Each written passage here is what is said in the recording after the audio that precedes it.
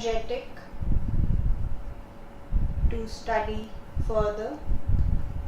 Okay तो वैसे हम कर रहे थे डिसोल्यूशन, हमने स्टार्ट किया था, काफ़ी सारी बातें की थी, रिवाइज करते हैं और फिर फॉर्म में आके आगे बढ़ते हैं.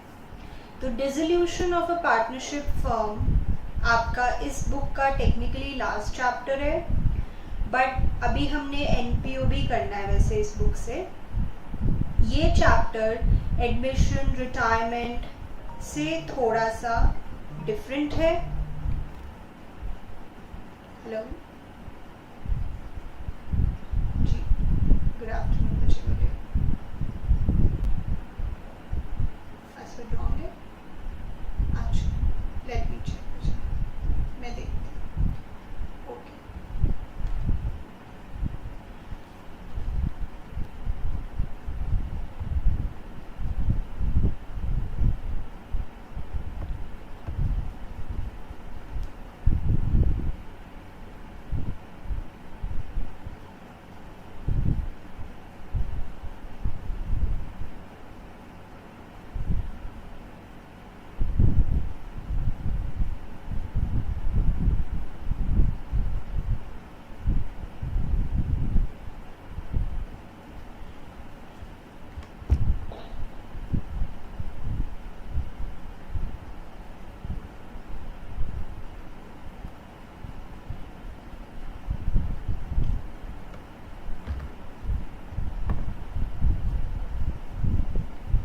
Right sir.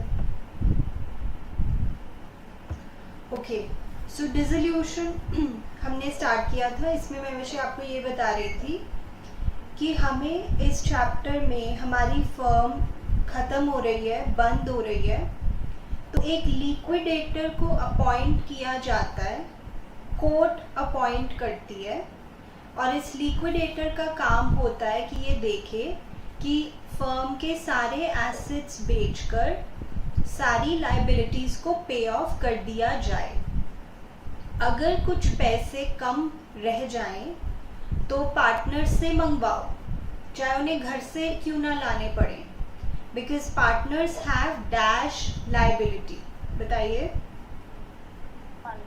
अनलिमिटेड. और अगर कुछ पैसे बच जाएं इस पूरे प्रोसेस के बाद तो वो भी पैसे पार्टनर्स को ही मिल जाएंगे. बच्चे मैंने अभी तक कुछ नहीं बताया. जिन्होंने अभी ज्वाइन किया, मैंने I am just talking, I am not like मैंने कुछ इम्पोर्टेंट नहीं बताया. मैं फिर से बात करती हूँ. डिसोल्यूशन चैप्टर हमने स्टार्ट किया था बच्चे लास्ट क्लास में, उसको मैं एक बार पूरा रिवाइज करवा रही हूँ, फिर हम आगे बढ़ेंगे. तो डिसोल्यूशन ऑफ द फर्म यानी कि फर्म डिसॉल्व हो रही है, ख़त्म हो रही है, तो ऐसे केस में एक लिक्विडेटर को अपॉइंट किया जाता है जो कि एक इंडिपेंडेंट पर्सन होता है.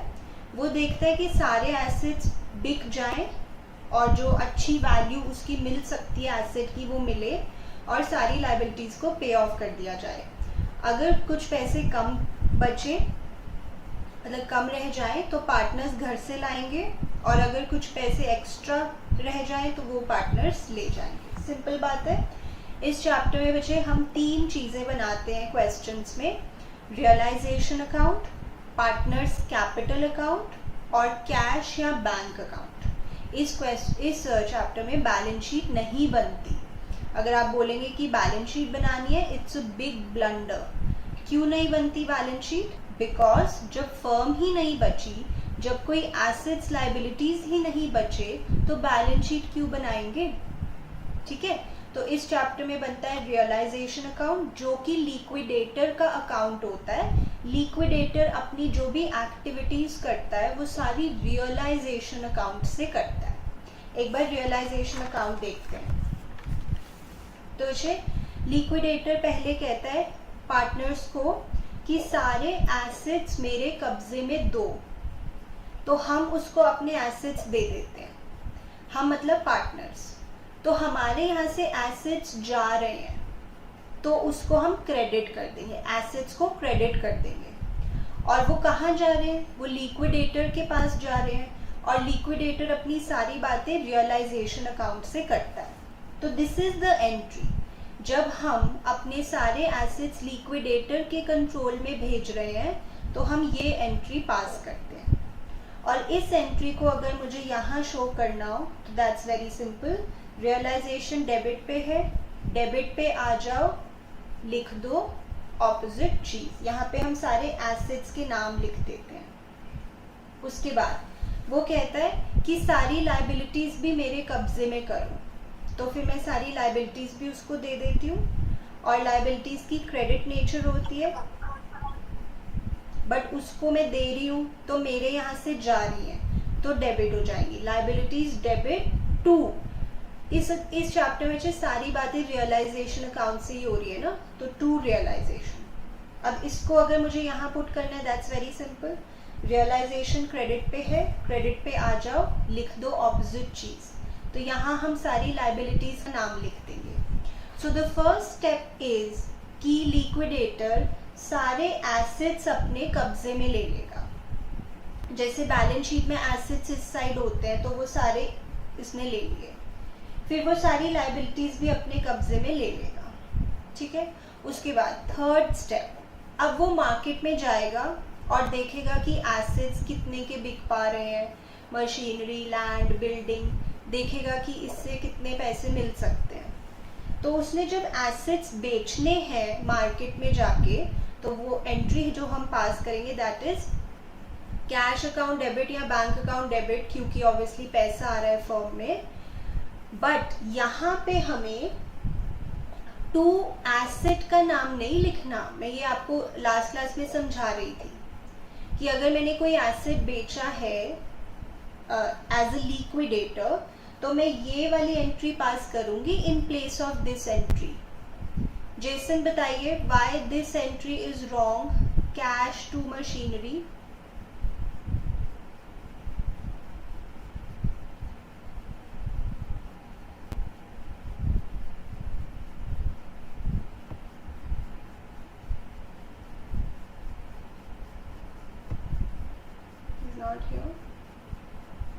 मुस्कान बताइए मुझे why this entry is wrong, cash to machinery.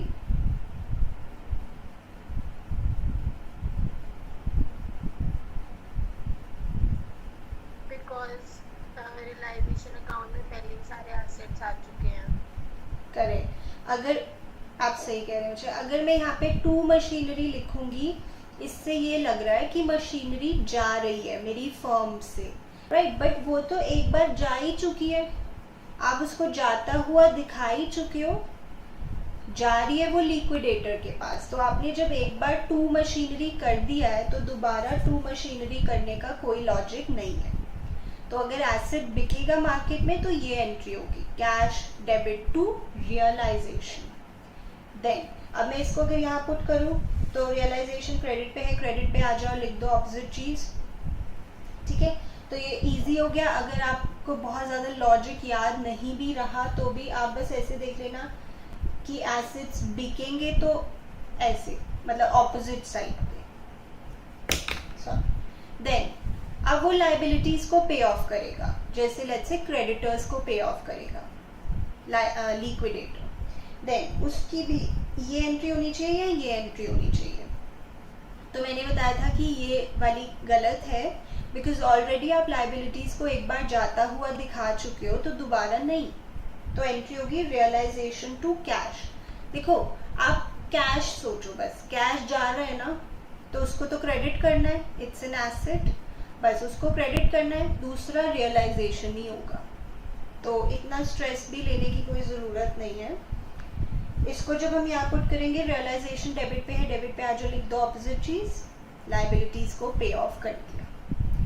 आज हमने बहुत क्वेश्चंस करने बचे, सो डोंट वरी, रिवाइज हो जाएगा, बट फिर भी कॉन्सेंट्रेट करें। फिर मैंने कुछ और छोटी बातें बताई थी कि जब लिक्विडेटर एसेट्स को अपने कब्जे में लेता है तो एक पर्टिकुलर एसेट को वो अपने कब्जे में नहीं लेता है, एंड दैट इज कैश और बैंक, क्योंकि उसके लिए वो एक सेपरेट अकाउंट बनाता है, उसकी बातें वो सेपरेटली करता है।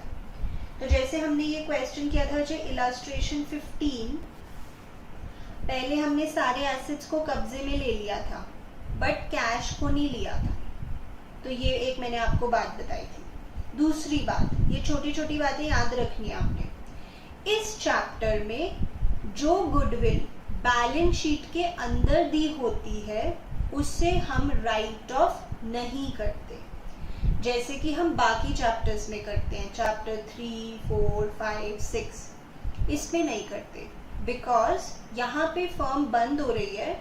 जो थोड़ी बहुत गुडविल है फर्म की, जो नाम है, उसे हम मार्केट में सेल करते हैं, जैसे किसी भी और एसेट को, जैसे मशीनरी को, फर्नीचर को। तो इस चैप्टर में गुडविल राइट ऑफ नहीं होगी पार्टनर्स के बीच में। तो सिंपली कब्जे में लिया एसेट्स को, और जो भी एसेट्स मार्केट में बिके हैं उनको यहाँ लिख दिया। तो ये कौन सी वैल्यूज है? ये वो वाली वैल्यूज हैं जो बैलेंस शीट की वैल्यूज हैं। जब हमने कब्जे में लिया फिर तो बैलेंस शीट वाली वैल्यूज। और ये कौन सी वैल्यूज है? जितने पे वो एसेट्स बिके हैं, जो क्वेश्चन में दिया होगा। Are you getting this point?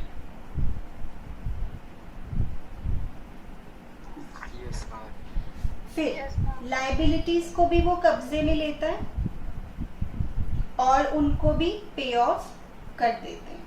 मैंने आपको एक नोट लिखवाया था, मुझे वेरी इंपॉर्टेंट नोट, और इसको जब हम अप्लाई करेंगे आगे आगे चल के तो आपको और क्लियर होगा। मैंने नोट ये लिखवाया था कि हमें ये मानना है कि सारी लाइबिलिटीज को पे ऑफ करना ही करना है, चाहे लिखा हो चाहे नहीं।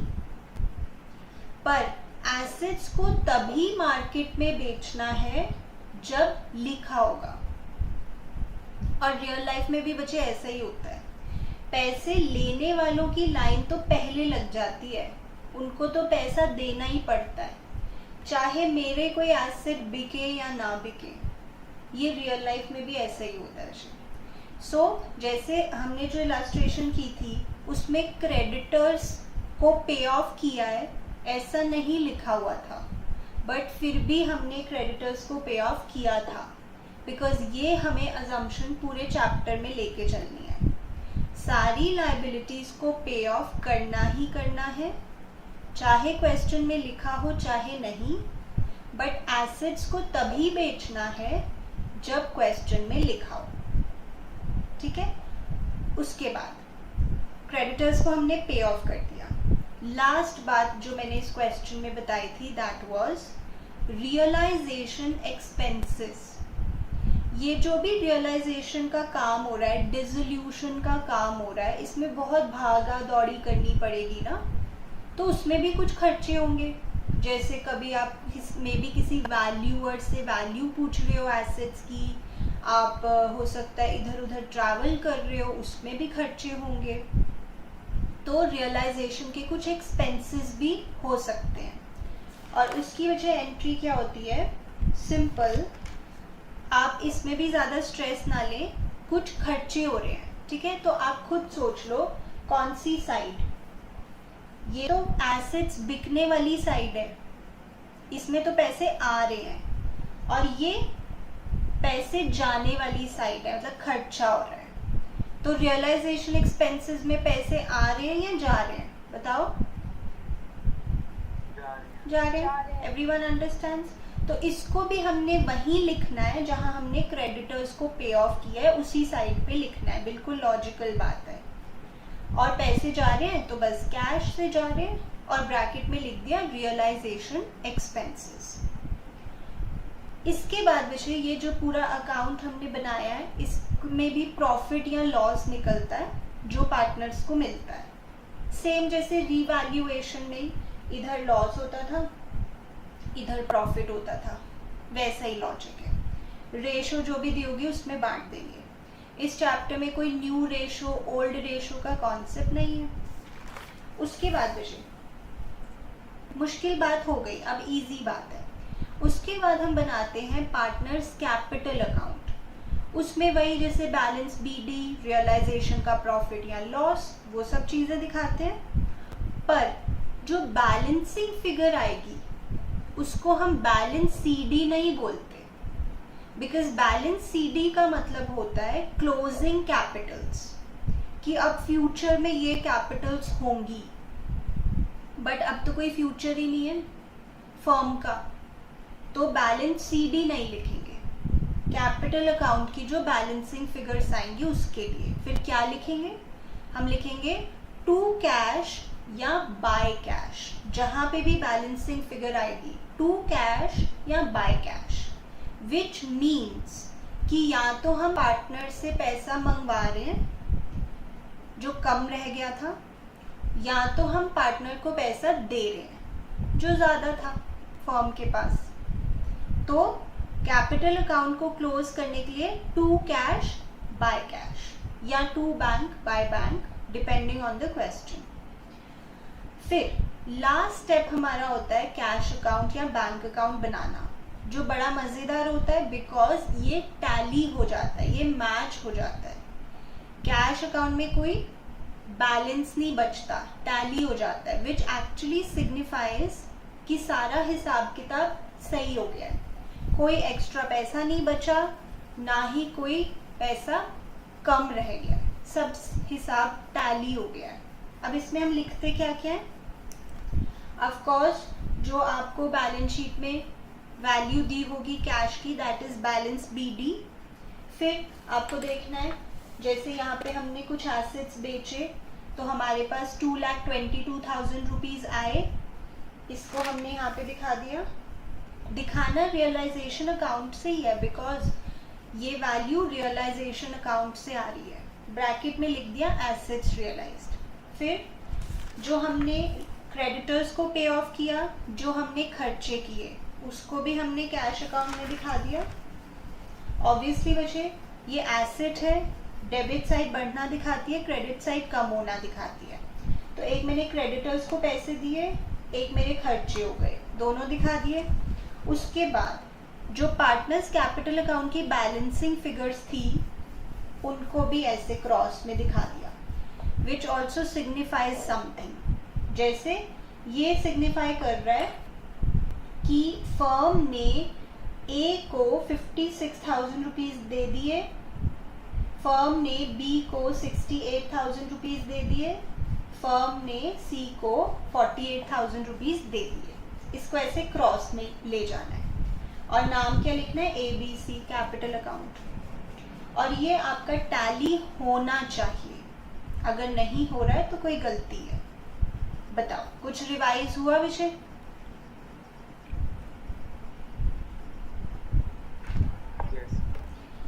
वैसे आप अपना चैट में भी मुझसे डाउट पूछ सकते हैं प्लीज़। आपको जो भी कोई वीक पॉइंट आपका लग रहा है आपको लिख के बता दो मुझे, फिर मैं उस पर थोड़ा ज़्यादा स्ट्रेस करूँगी जब मैं क्वेश्चन करूँगी।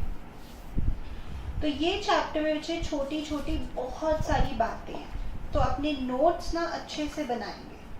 जैसे मैंने कितनी बातें लिखा दी हैं अभी भी एक ही क्लास में। अब मैं एक थोड़ा इजी सा क्वेश्चन चूज करती हूँ और प्रैक्टिस करती हूँ। सो आप मुझे प्राइवेट मैसेज भी कर सकते हैं।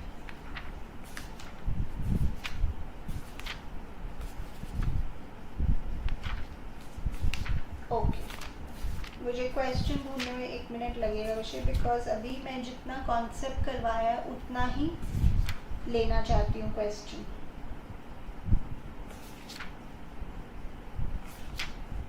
चलो, मुझे लग नहीं रहा मुझे कोई अभी क्वेश्चन मिलेगा, तो एक कॉन्सेप्ट कर लेते हैं फिर करते हैं question.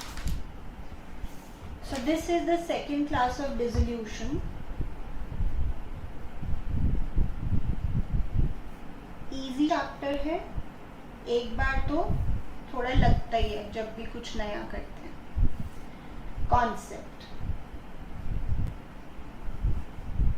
If an asset is taken over by partner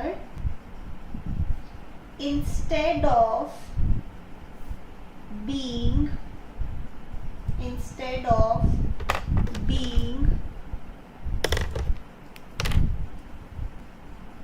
sold in the market,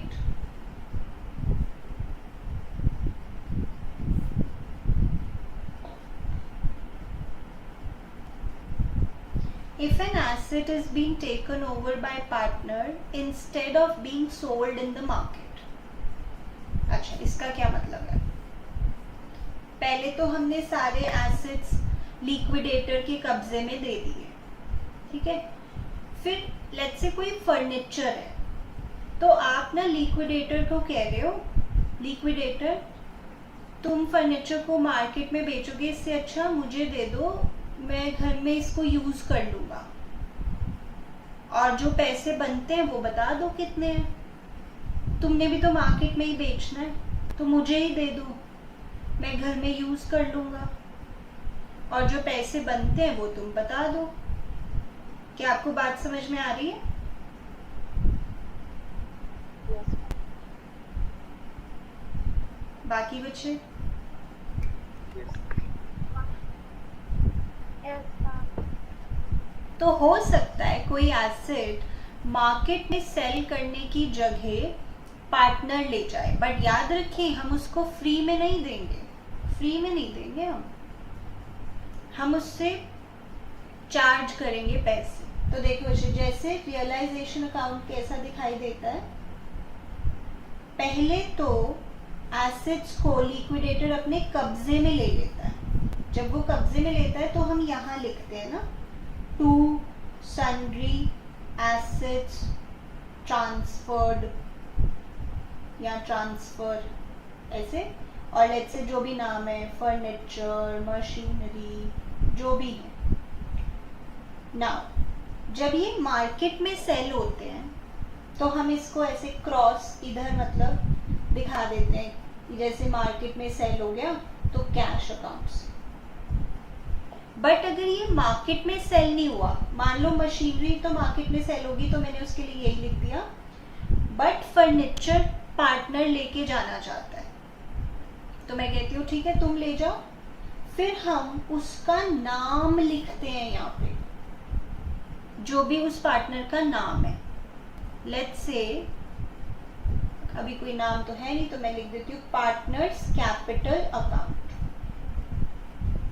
यानी कि इसका मैं लॉजिक भी दूंगी अभी एंट्री से भी, यानी कि अगर कोई एसेट तो मार्केट में बिक जाता है तो हम कैश अकाउंट से दिखा देते हैं वैल्यू, पर अगर एसेट पार्टनर ले जाता है तो हम उसका नाम दिखाते हैं। अभी होल्ड ऑन, मैं इसका लॉजिक फिर से बता रही हूँ, अभी मैकेनिकली समझ लो कि कैसे दिखाना है। कि अच्छा एसेट अगर पार्टनर लेके जा रहा है तो उसका नाम, मार्केट में बिक रहा है तो कैश या बैंक। अच्छा, पार्टनर से जो भी पैसों का लेन देन हमने करना है वो ना इमीडिएटली नहीं होता, एकदम से बोलेंगे अच्छा पैसे लेके आओ, अभी लेके आओ, नहीं, उससे हम लेन देन एंड में करते हैं। तो पार्टनर हमें पैसे देगा, बट अभी जब सारा हिसाब किताब लगेगा ना फाइनल, तब देगा। तो एक्चुअली इसकी एंट्री क्या होती है कि आप पार्टनर को अपना डेटर बना रहे होते हो, कि पार्टनर तुम फर्नीचर तो ले लियो, अब जो पैसे तुमने देने हैं ना वो दे देना। मान लो फर्नीचर लेके गया है वो 15,000 पे, तो उसको हम अपना डेटर बनाते हैं उस वैल्यू से, जिस वैल्यू पे वो फर्नीचर या जो भी एसेट लेके गया है। तो डेटर बनाते हैं तो मतलब डेबिट करते हैं। और कुछ तो समझ आता नहीं है इस चैप्टर में, तो हम रियलाइजेशन ही लिखते हैं। तो ये एंट्री होती है, और यही मैंने यहाँ पुट कर दी। रियलाइजेशन क्रेडिट पे है, क्रेडिट पे आ जाओ, लिख दो ऑपोजिट चीज। पर लॉजिक इसका ये है कि पार्टनर को आप अपना डेटर बना रहे होते हो कि भाई तुमने पैसे देने हैं, अभी फ्री में फर्नीचर नहीं दे रहे हम तुमको। ओके, मैं ये रिपीट भी करती हूँ।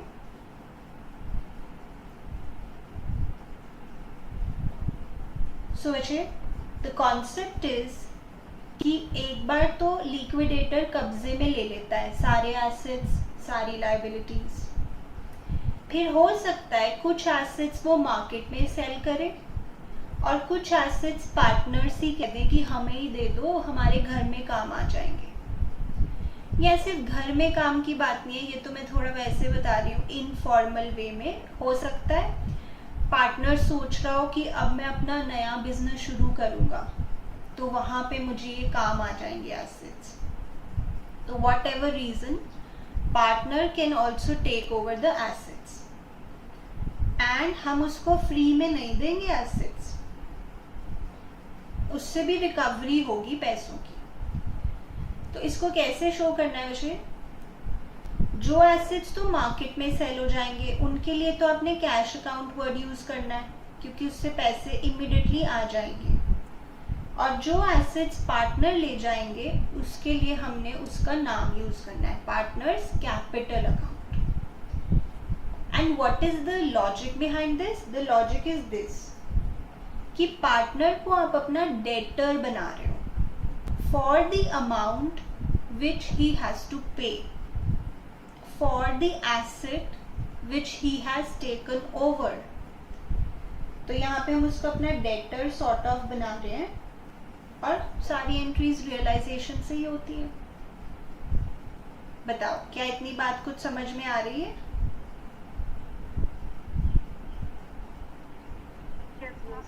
Yes,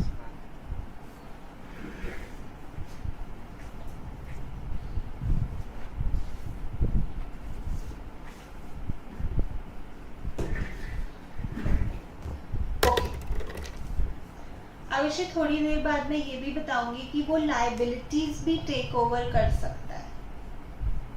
अभी रुक जाओ, अभी देखते हैं कोई क्वेश्चन मुझे मिल रहा है, नोट कर लो।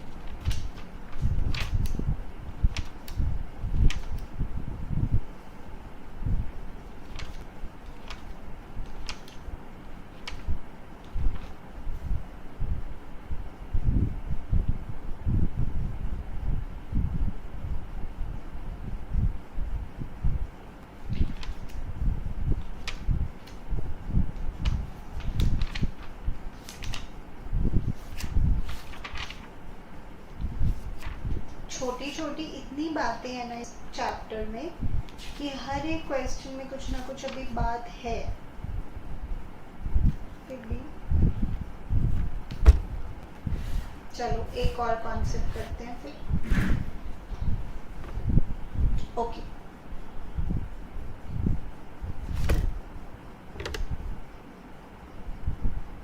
कॉन्सेप्ट नाउ, जैसे विषय आपको क्वेश्चन में बैलेंस शीट दी होगी ऑब्वियसली, और वहां पे ऐसे भी दिया हो सकता है debtors let's say 55,000 minus provision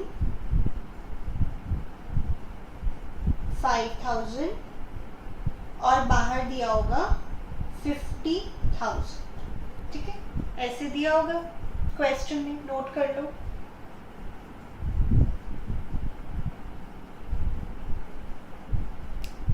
फिर जब लिक्विडेटर कहेगा मेरे कब्जे में दो एसेट्स जैसे डेटर्स, तो आप किस वैल्यू को दिखाओगे?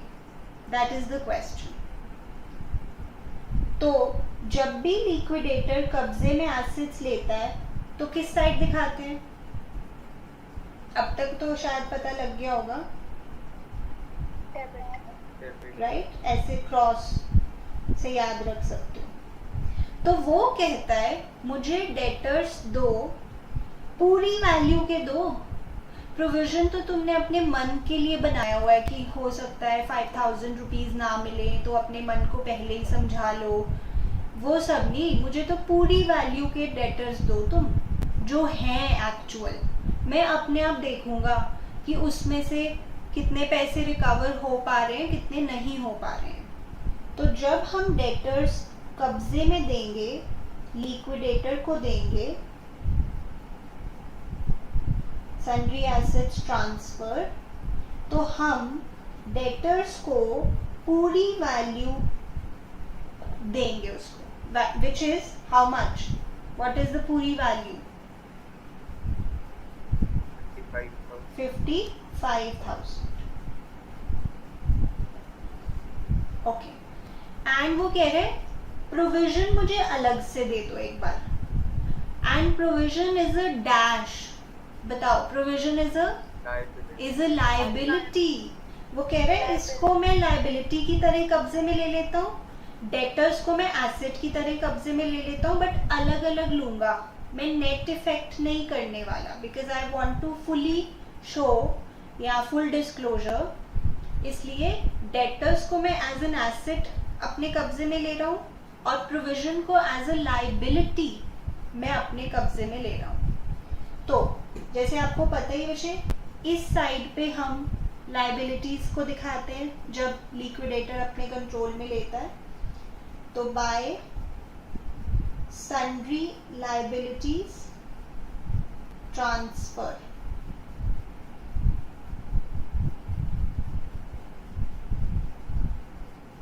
और यहां पे हम दिखा देंगे प्रोविजन फॉर डाउटफुल डेट्स अलग से 5,000।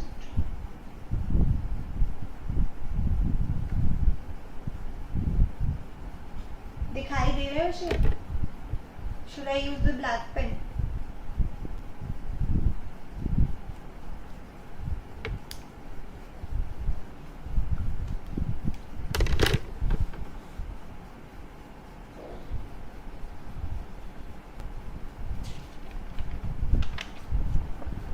तो डेटर्स अलग, प्रोविजन अलग, अलग अलग इनको वो अपने कंट्रोल में लेगा।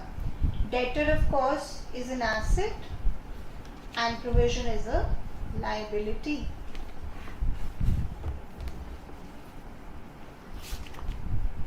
लिख लो।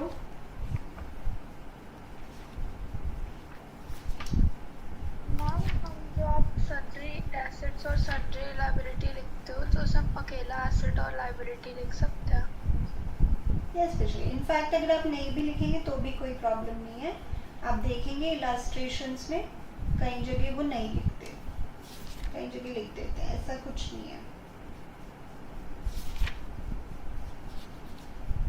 Okay,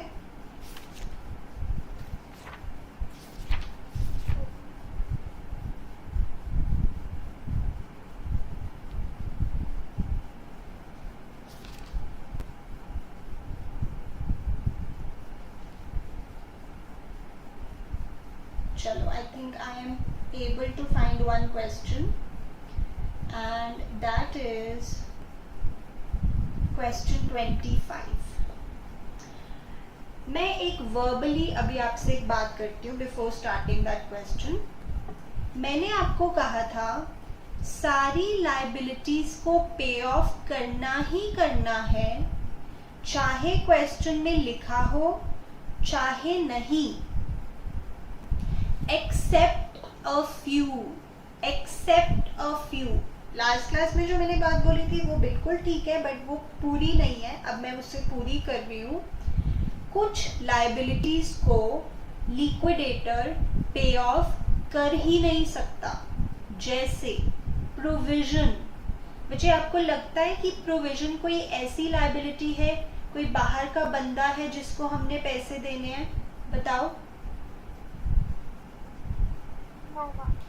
No. Provision is not a kind of a liability which can be paid off. It is a liability, no doubt, but it is not like creditors or bills payable. तो जो मैंने वो बात कही थी कि सारी लाइबिलिटीज को पे ऑफ करना ही करना है, चाहे लिखा हो चाहे नहीं, एक्सेप्ट अ फ्यू, एक दो लाइबिलिटीज को छोड़कर। और उसमें से मैं आपको एक एग्जांपल अभी दे रही हूँ, and that is provision for doubtful debts is a liability that can not be paid of. इसको तो पे कर ही नहीं सकते क्योंकि इसकी नेचर ही वैसी नहीं है। तो मैं इसका भी नोट लिखवा देती हूँ। फिर हम 25th क्वेश्चन करेंगे टीएस गरेवाल से।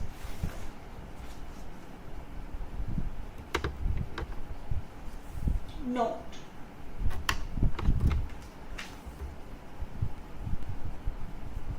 सारी लाइबिलिटीज को पे ऑफ करना ही करना है, चाहे क्वेश्चन में लिखा हो या नहीं।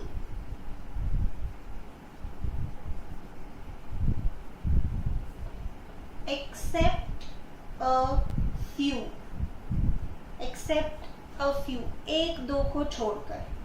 और उस फ्यू में से मैं एक आपको अभी एग्जाम्पल दे रही हूँ, and that is provision for doubtful debts. ये लाइबिलिटी तो है, बट ये ऐसी लाइबिलिटी नहीं है जिसको आप फिजिकली कैश में पे ऑफ कर सको। बताओ, कीर्ति बच्चे लिख रहे हैं?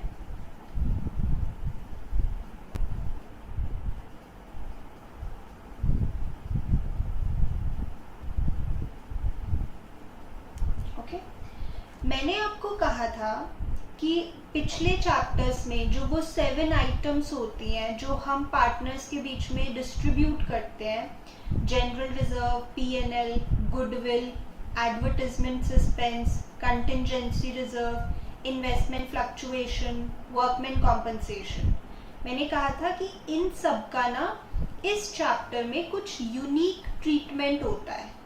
मतलब बाकी चैप्टर्स में तो एक ही ट्रीटमेंट होता था, पार्टनर्स में राइट ऑफ कर दो, बट इस चैप्टर में कुछ अलग अलग सा ही होता है सब में। तो उसमें से एक मैं आपको बता चुकी हूँ, गुडविल। गुडविल को आप एक सिंपल एसेट की तरह ट्रीट करते हो, पहले कब्जे में लेते हो, फिर मार्केट में बेच देते हो। दूसरा मैं बता रही हूँ जनरल रिजर्व। इस चैप्टर में भी जनरल रिजर्व पार्टनर्स के बीच में डिस्ट्रीब्यूट होता है, बिकॉज ये है तो प्रॉफिट्स ही ना, आज तक के कलेक्टेड प्रॉफिट्स हैं, तो ये तो पार्टनर्स को ही मिलते हैं। ये लिक्विडेटर अपने कब्जे में नहीं लेता। किसकी बात कर रही हूं मैं? यस, तो नोट लिख लेते हैं। In this chapter as well, general reserve is distributed among partners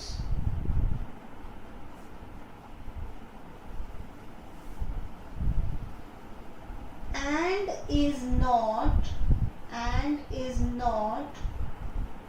transferred to realization account। मतलब लिक्विडेटर पहले ही कहता है कि ये तो तुमने आज तक प्रॉफिट्स रखे हुए हैं ना, ये तो तुम्हारे ही हैं। हाँ, अगर कुछ पैसे कम पड़ गए फिर मैं तुमसे ले लूँगा। Okay, in this chapter as well, general reserve is distributed among partners and is not transferred to realization account.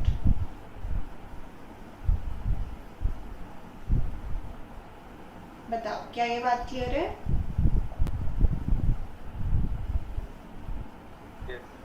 Okay, अभिषेक आप 25th क्वेश्चन निकालिए. टीएस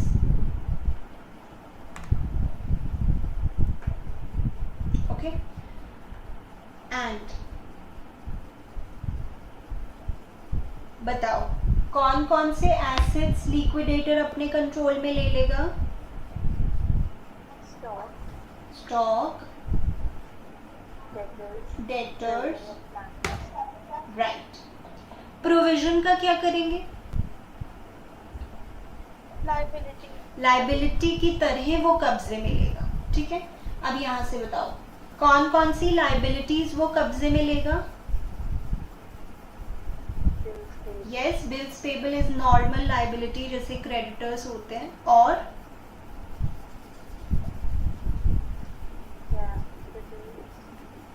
लोन फ्रॉम बैंक भी वो कब्जे में लेगा.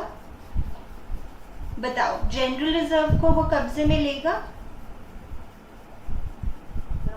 नो, वो पार्टनर्स के बीच में डिस्ट्रीब्यूट होगा. और कैपिटल्स को भी ऑब्वियसली वो कब्जे में नहीं लेता, बिकॉज उसके लिए तो अलग से कैपिटल अकाउंट बनता है. जिनको बात समझ में आ गई है वो रियलाइजेशन अकाउंट बनाना शुरू करें. सोचिए, कैपिटल्स को कभी भी वो अपने कंट्रोल में नहीं लेता, वो तो अलग से कैपिटल अकाउंट में होता है शो. जनरल रिजर्व को वो कंट्रोल में नहीं लेगा, वो पार्टनर्स के बीच में डिस्ट्रीब्यूट होगा. बाकी लाइबिलिटीज जैसे bills payable, creditors, outstanding expenses, bank loan, ये सब वो कब्जे में लेता है. और एसेट्स में मैंने आपको बताया था कि कैश या बैंक को छोड़ के ले लेता है वो सारे अपने कंट्रोल में. रियलाइजेशन अकाउंट बनाना शुरू करें.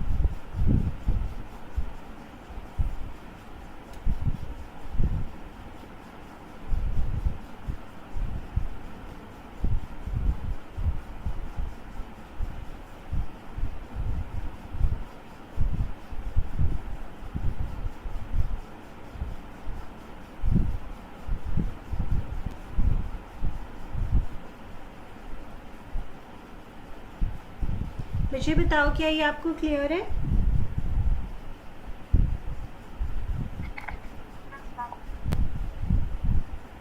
पल्लवी, मुस्कान, आशिता, रिया,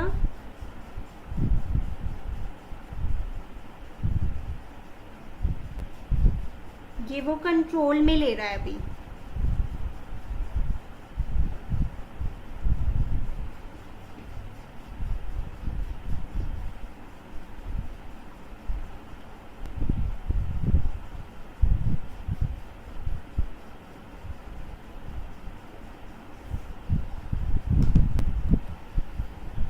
कितना आ गया टोटल ये?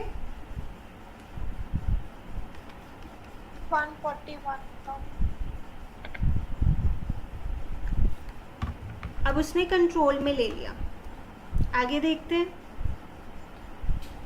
एसेट्स रियलाइज्ड मतलब मार्केट में एसेट्स बेचे हैं, तो यहाँ पे लिखते हैं बाय बैंक अकाउंट.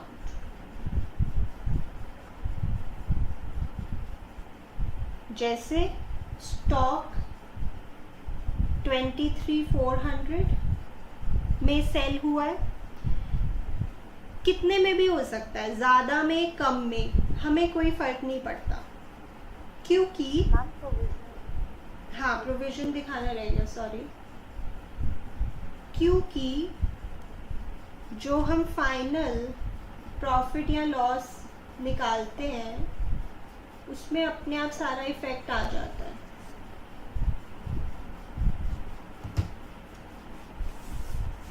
डेटर्स 50%, तो बताओ कितना हो गया? 21,000। इसका सिंपल 50% जो मेन वैल्यू थी। फिक्स्ड एसेट्स, अब अच्छे फिक्स्ड एसेट्स तो एक ब्रॉड टर्म है, बताओ इनमें से कौन कौन से एसेट्स फिक्स्ड एसेट्स हैं 11th की नॉलेज? बिल्डिंग और plant and machinery is also a fixed asset, ठीक है, तो दोनों की बात हो रही है। Fixed assets 10% less than their book value,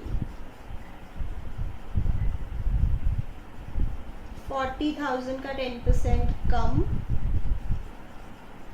building 36,000 में सेल हुई और प्लांट एंड मशीनरी भी 10% कम।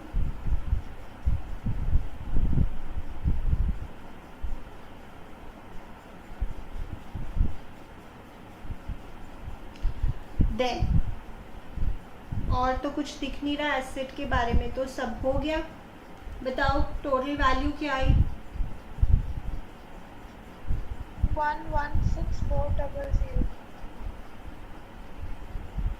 तो देखो जी, पहले एसेट्स कब्जे में लिए, फिर उनको सेल किया, लायबिलिटीज कब्जे में ली, उनको पे ऑफ किया। अब लायबिलिटीज पे ऑफ करते हैं बैंक अकाउंट से ही। देखो क्या लिखा है, bills payable were settled at 32,000। Okay, bills payable,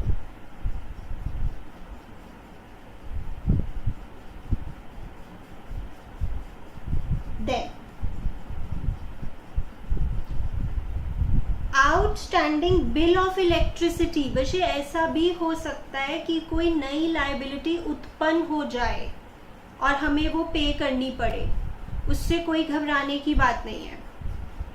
कोई एक ऐसा आउटस्टैंडिंग बिल था इलेक्ट्रिसिटी का जो हमने शो तो किया नहीं हुआ था बुक्स में, बट जब उन्हें पता लगा कि हमारी फर्म बंद होने वाली है, वो भी लाइन में आ गए और उनको हमें फिर पैसे देने पड़ रहे हैं। आउटस्टैंडिंग बिल ऑफ इलेक्ट्रिसिटी, ये भी हमें पे ऑफ करना पड़ रहा है, इवन दो ये हमारी बुक्स में एज ए लायबिलिटी नहीं था। कोई बात नहीं, ऐसा भी होता है, इसके लिए कुछ स्पेशल नहीं करना, बस इसको पे ऑफ करके दिखा दो। आउटस्टैंडिंग बिल 800,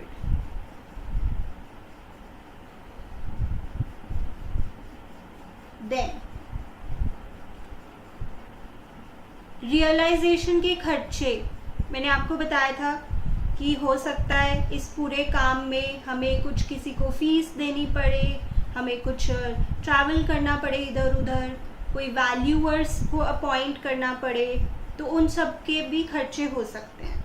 तो सिंपल ये वो वाली साइड है जहाँ पे हम दिखा रहे हैं कि हमारी पॉकेट से पैसे जा रहे हैं, तो साथ ही एक और ऐड कर दो यहाँ पे, रियलाइजेशन एक्सपेंसेस 1250। और अब मैं आपसे पूछती हूँ, क्या ये हो गया या अभी कुछ रह गया? लोन, इफ यू रिमेंबर मैंने बोला था सारी लायबिलिटीज को पे ऑफ करना ही करना है, चाहे लिखा हो चाहे नहीं, एक्सेप्ट अ फ्यू, जैसे प्रोविजन को पे ऑफ नहीं कर सकते, ठीक है। तो चेक कर लो, बिल्स पेबल को हमने पे ऑफ कर दिया, राइट, ठीक है। लोन फ्रॉम बैंक, बच्चे इसके बारे में तो कुछ लिखा ही नहीं है क्वेश्चन में, तो क्या करे पल्लवी? पे ऑफ करेंगे। ये दुनिया का दस्तूर है, चाहे हमारे पास पैसे आए या ना आए कहीं से, लेने वालों की लाइन तो पहले लग जाती है, तो ये हमें पैसे देने पड़ेंगे।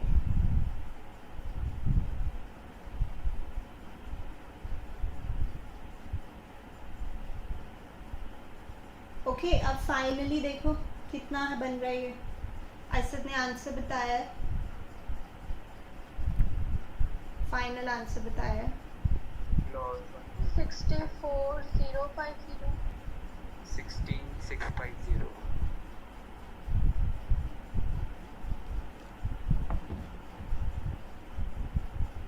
फिर से बोलो मुझे। 64050। अब इसकी बैलेंसिंग फिगर निकाल देते हैं।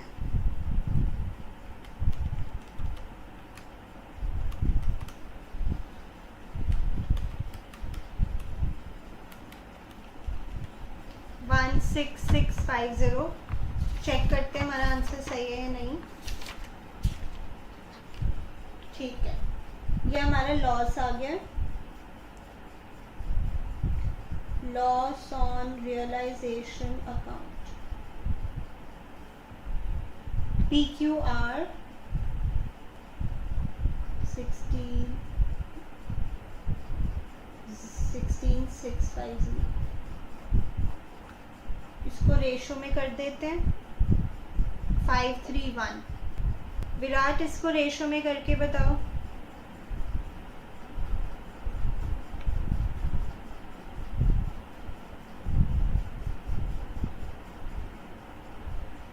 Virat,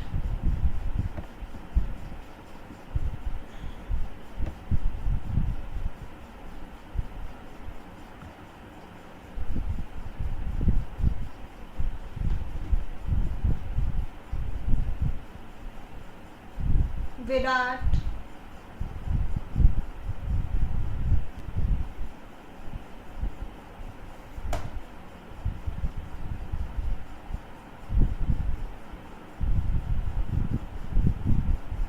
Yes, ma'am. रेशो में करके बताइए इसको।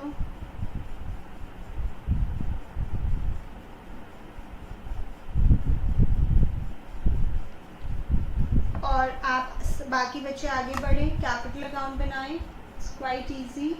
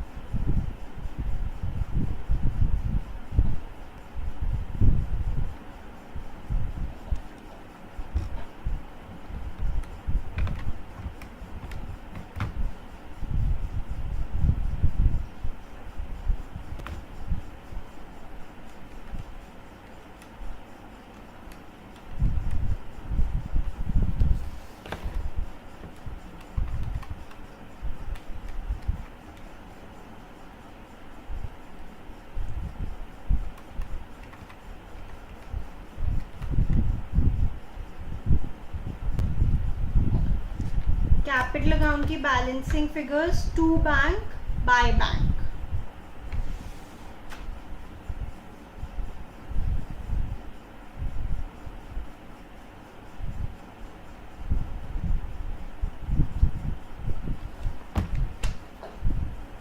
$44,000, $36,000, $20,000। देन जनरल रिजर्व, देन ये आपका लॉस भी जो है,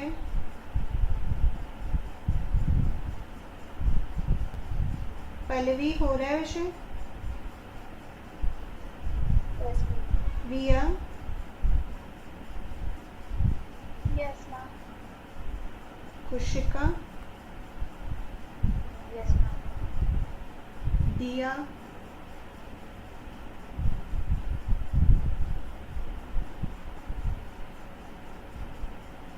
आशिता, मुस्कान,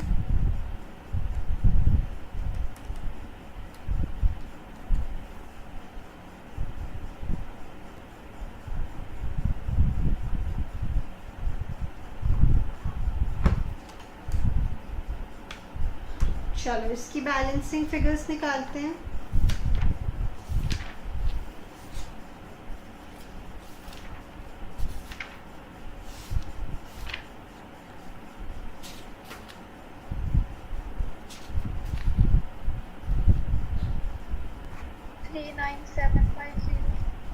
ओके,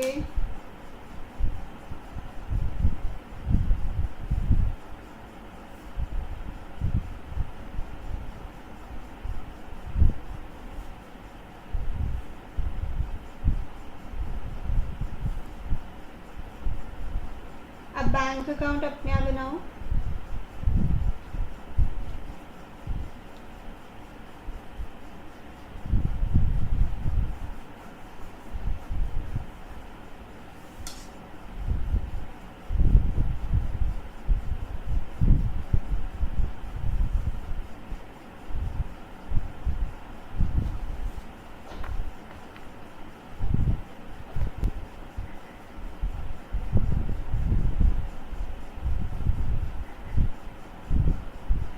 ये जो हमने एसेट्स बेचे हैं इसकी value,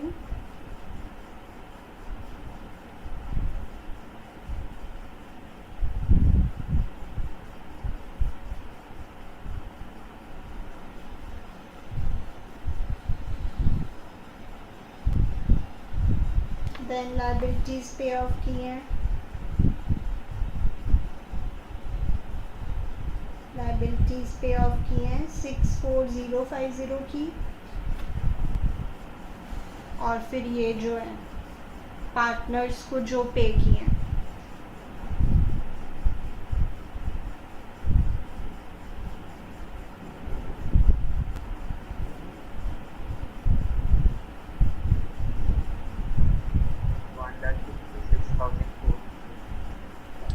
okay, both sides equal. Yes, ma'am. That's good.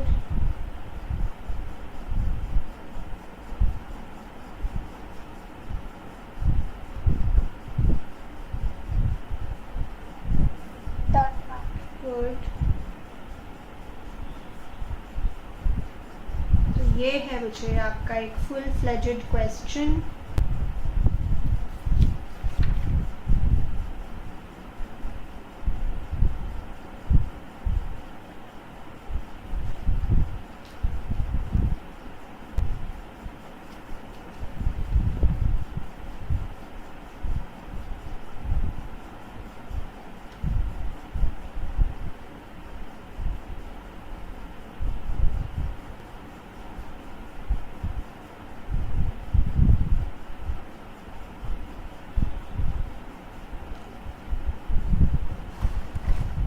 बताओ आशिता, मुझे आपका कोई रिप्लाई नहीं आया मुझे।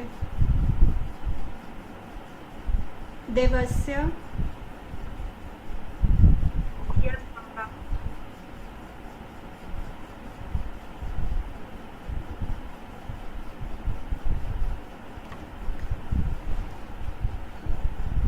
मुस्कान,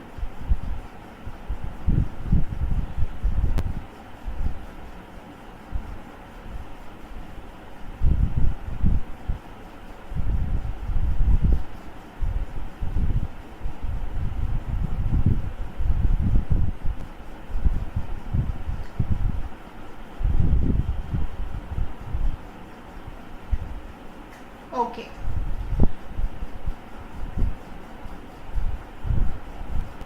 सो बच्चे अगला कॉन्सेप्ट लिखते हैं। Partner can also take over a liability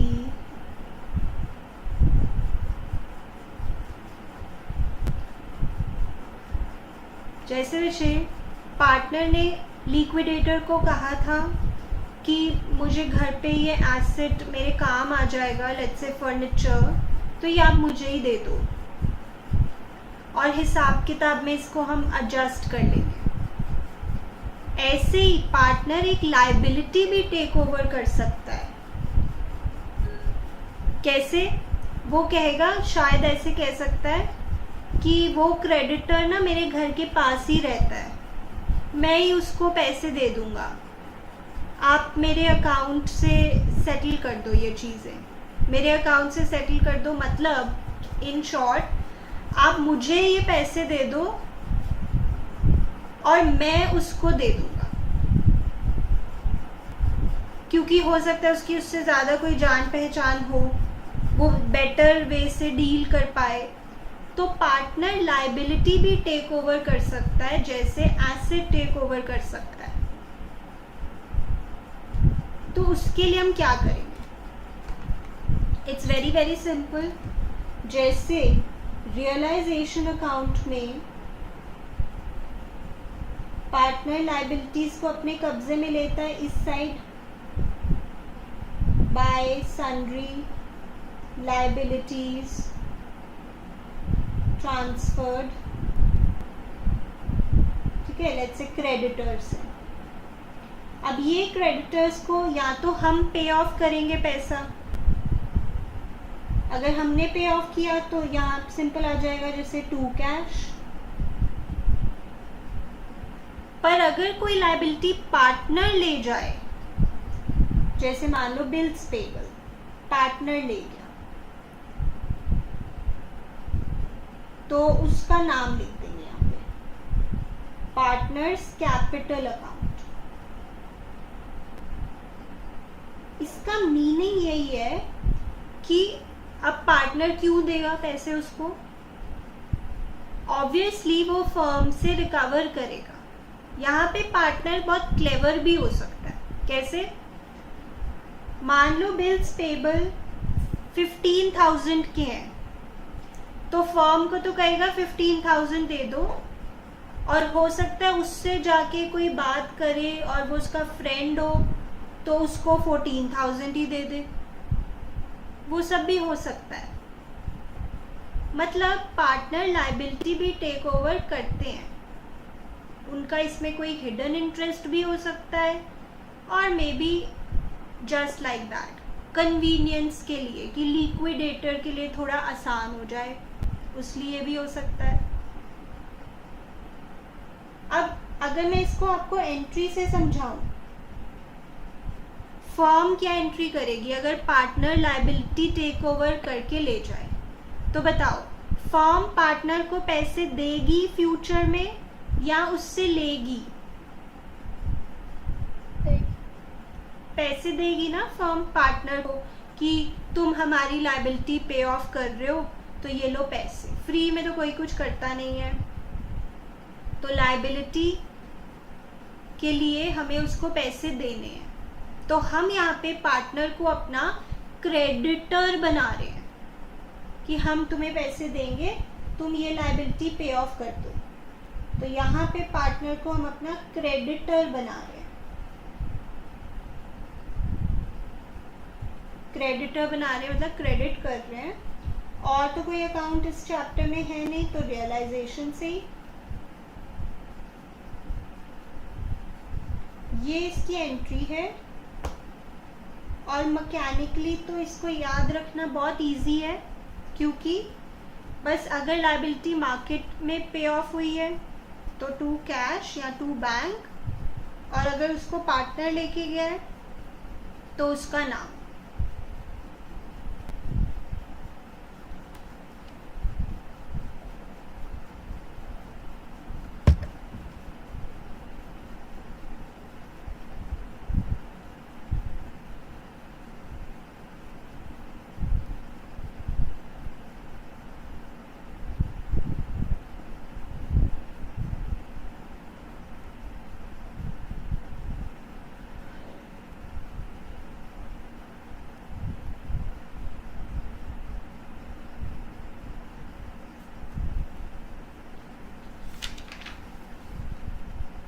चलो एक क्वेश्चन करते हैं। 27 27 क्वेश्चन करते हैं.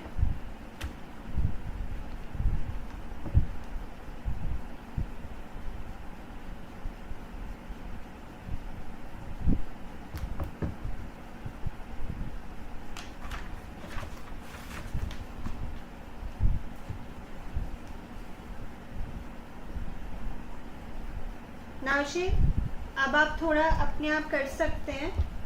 बताइए वो कौन से एसेट्स अपने कब्जे में लेगा. देवस्या बताइए.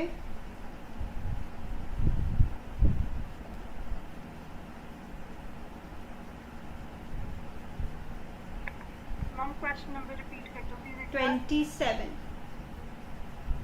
27. Ma'am building machinery, Hmm. Furniture, stock, debtors. What about investments? Yes, Yes, he ma'am. will take over. Okay. And out of liabilities? Ma'am creditors and bank overdraft. Yeah. Right. Capitals को वो नहीं लेता है कंट्रोल में.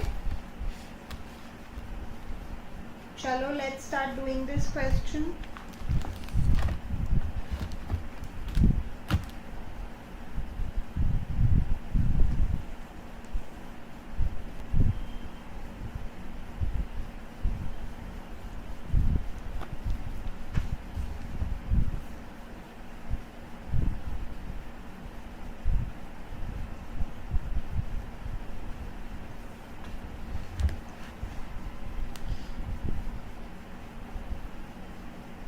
Okay, control में ले लेते हैं assets. To sundry assets transfer.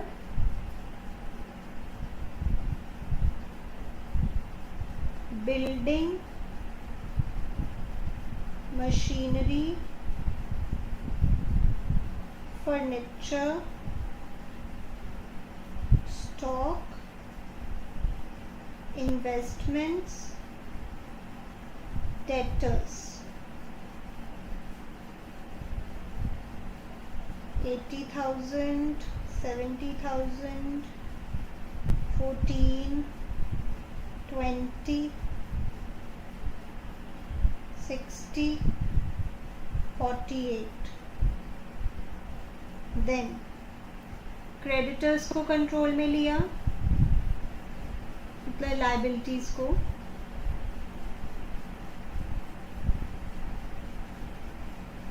Creditors 88,000.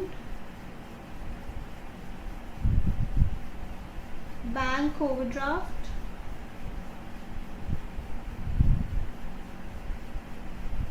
50,000.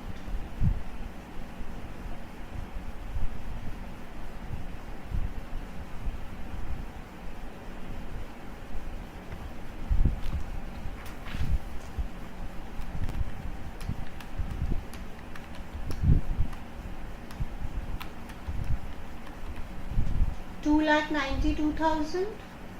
देखो. Yes ma'am. Okay, Yes. अब देखते हैं क्या लिखा हुआ है नीचे. Ashu is to take over building. चलो कोई बात नहीं, बिल्डिंग पार्टनर लेके जा रहा है, तो यहाँ पे क्या लिखे? Yes, Ashu's capital account. ये एरो मैंने आपके कन्वीनियंस के लिए ऐसे दिखाया है. 95,000. Then machinery and furniture is taken over by Harish at value of 80,000. मुझे 80,000 each है क्या? No ma'am, overall. ओवरऑल ही होगा. ईच होता तो बताते, है ना. ऑल्सो बिकॉज इसकी अगर मैं कलेक्टिव वैल्यू देखूं तो 84 बनती है, तो कुछ आसपास ही होगा. But to be more logical each नहीं लिखा है, तो ये टोटल वैल्यू है. तो हरीश कैपिटल अकाउंट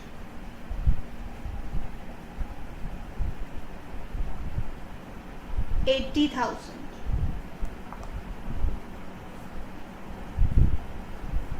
देन कह रहे हैं आशु अग्रीड टू पे क्रेडिटर्स, मतलब क्रेडिटर्स आशु लेके जा रहा है।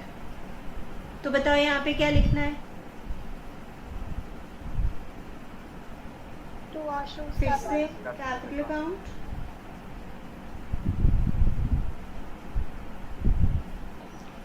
कितने के, ये तो बताया नहीं, तो क्या लिखे फिर? सेम ही लिखे, फिर सेम ही लिख दो, और तो कुछ पता नहीं है तो हम ऐसे तो कुछ नहीं लिख सकते ना, वही वैल्यू पे लेके जा रहा है। बैंक ओवरड्राफ्ट हरीश कह रहा है कि मुझे दे दो, बैंक ओवरड्राफ्ट मैं पे कर दूंगा, ठीक है। तो बैंक ओवरड्राफ्ट भी एक पार्टनर लेके जा रहा है, that is Harish, to Harish capital account, और वैल्यू नहीं दी हुई तो वही होगी, okay. Then stock or investments are taken by both the partners in profit sharing ratio। चलिए इसका क्या मतलब है? देखो जी, स्टॉक है 20,000 का, इन्वेस्टमेंट्स हैं 60,000, तो टोटल कितना हुआ? 80,000। ये दोनों को पार्टनर्स लेके जा रहे हैं, और दोनों पार्टनर्स लेके जा रहे हैं आशु और हरीश। बताओ किस किस वैल्यू पे?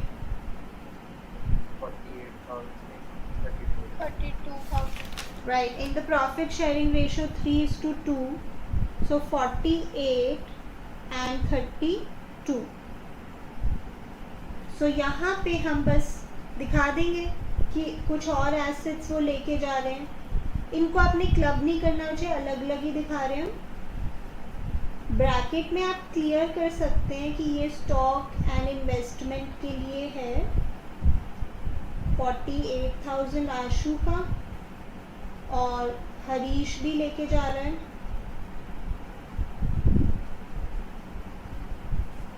Stock and investment 32,000।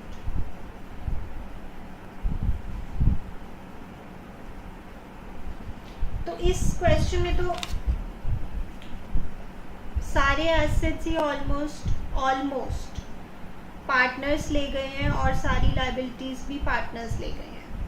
अब रह गया डेटर्स रियलाइज्ड।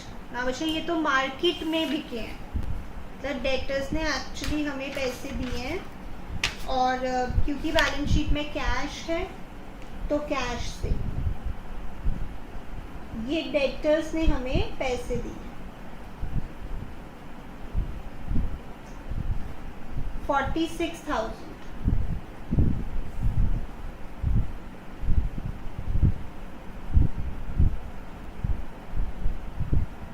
और एक और चीज, expenses of realisation amounted to 3,000। बताओ रिया, ये कहाँ पे शो करें? Expenses of realisation, ma'am to side. correct, here we'll show it, and we'll show it with cash only, realization expenses। बस, बाकी तो सब ठीक लग रहा है। वो वाली बात एक बार हमें वैसे चेक कर लेनी चाहिए कि सारी लायबिलिटीज पे ऑफ करनी ही करनी है, चाहे लिखा हो चाहे नहीं, तो वो हो ही गई है। एक लायबिलिटी आशु ले गया, एक लायबिलिटी हरीश ले गया।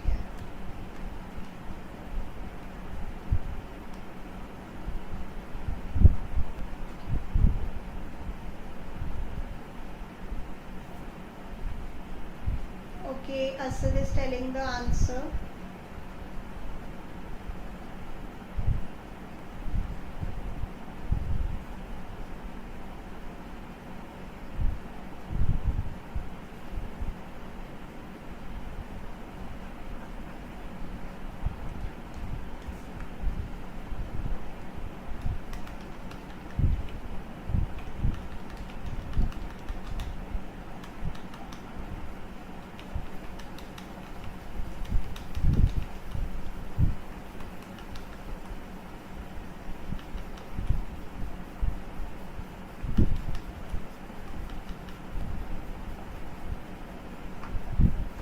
it 6,000?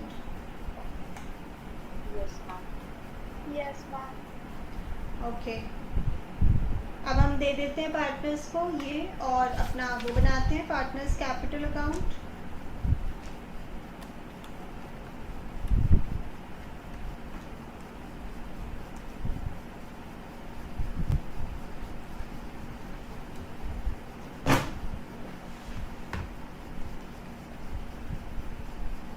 अपने आप बनाइए।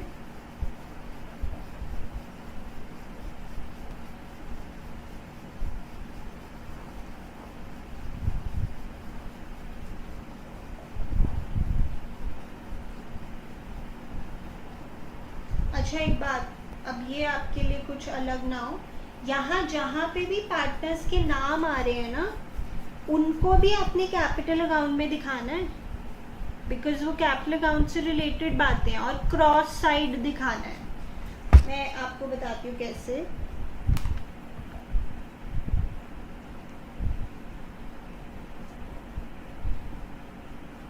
क्योंकि ये पार्टनर से लेन देन होना है फ्यूचर में, तो उनके कैपिटल अकाउंट में आएगा।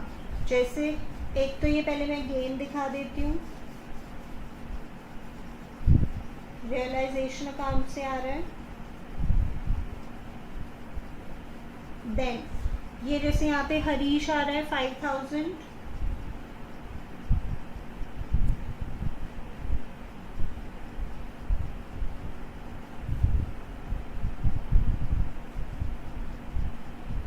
यहाँ पे हमने लिखना रियलाइजेशन ही है, बिकॉज ये वैल्यू वहाँ से आ रही है। चाहे एक से ज़्यादा बार रियलाइजेशन वर्ड आ जाए कोई बात नहीं। फिर एक और रियलाइजेशन से आशु की वैल्यू 88,000,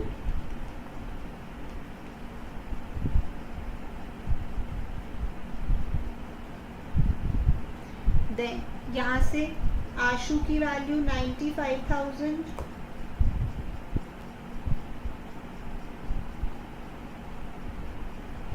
बार बार आ रहा है। एक बार फिर से आशु आ रहा है 48, फिर एक बार हरीश आ रहा है 80, फिर एक बार फिर हरीश आ रहा है 32। बट लिखना रियलाइजेशन ही है, चाहे आपको देखने में अजीब लगेगा। आप ब्रैकेट में क्लैरिफाई कर सकते हैं कि ये किस से रिलेटेड बात है, जैसे बिल्डिंग से रिलेटेड बात है, ब्रैकेट में लिख दिया। देन 48,000 वाली बात स्टॉक और इन्वेस्टमेंट से रिलेटेड है।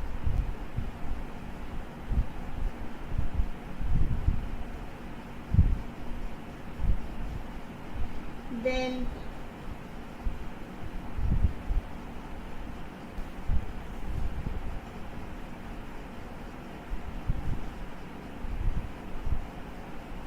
फिर से रियलाइजेशन, और एक बार फिर से।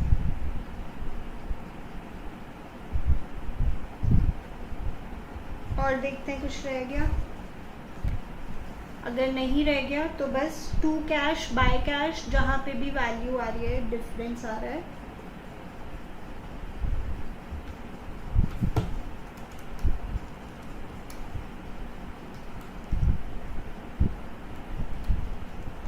आशु का डेबिट साइड आ रहा है 56,600. ओके।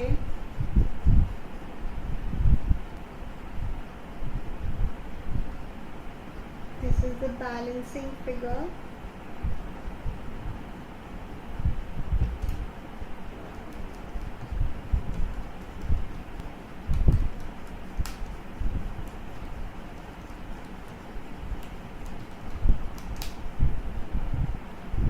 और हरीश का दूसरी साइड आ रहा है। Yes, ma'am. ओके।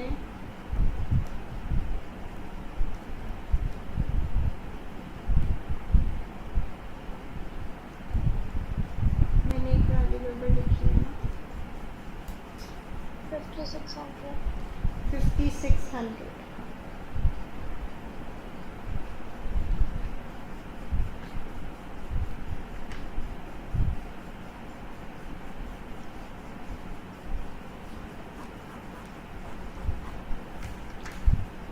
हम हम फाइनल स्टेप करेंगे कैश अकाउंट। आप मुझसे आगे चले।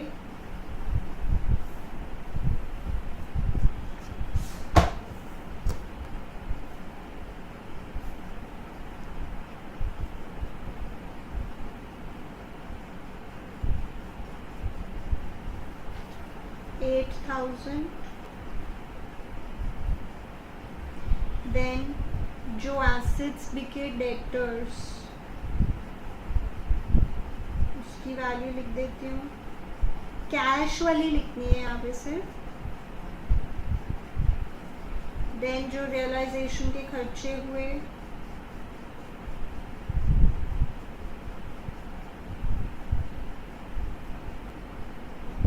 देन जो पार्टनर्स के कैपिटल अकाउंट से वैल्यूज आई हैं उनको क्रॉस करके लिखना है।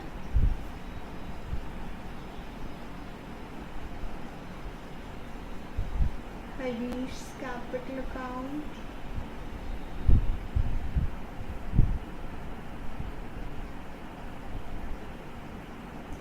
जहां से वो वैल्यू आई है उस अकाउंट का नाम लिखा जाता है।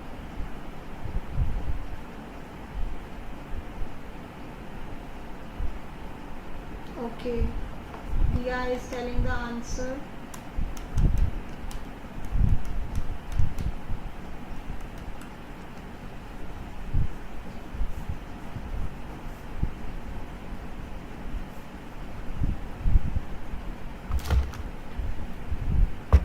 बताओ मैम एक बारी कैश अकाउंट हाँ। दिखाऊंगा।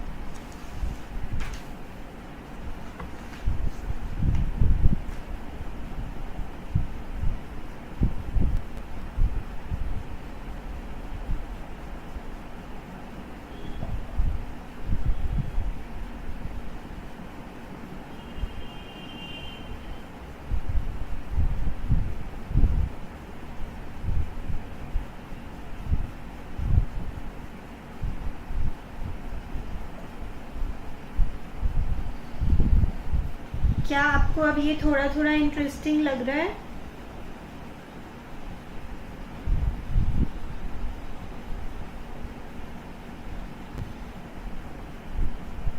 यस कोई बोला नहीं एक्सेप्ट शिवम। ओके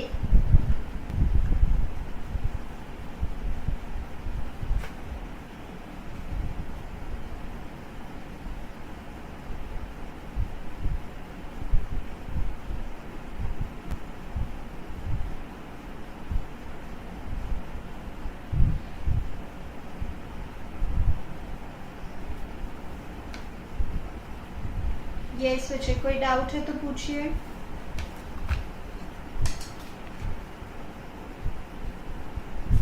आपके स्कूल की क्लासेस रेगुलरली चल रही हैं? Yes, ma'am. राखी की हॉलीडे?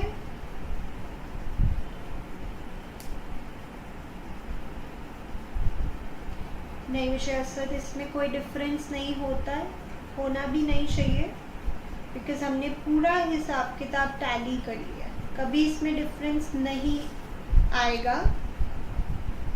अगर हमने गलत किया है तभी आ सकता है।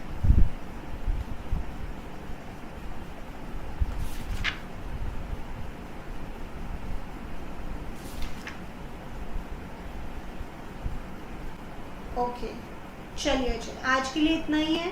होमवर्क करेंगे, इफ पॉसिबल मैं दूसरी बुक से भी होमवर्क भेजूंगी और रिजोल्यूशन चैप्टर से। ओके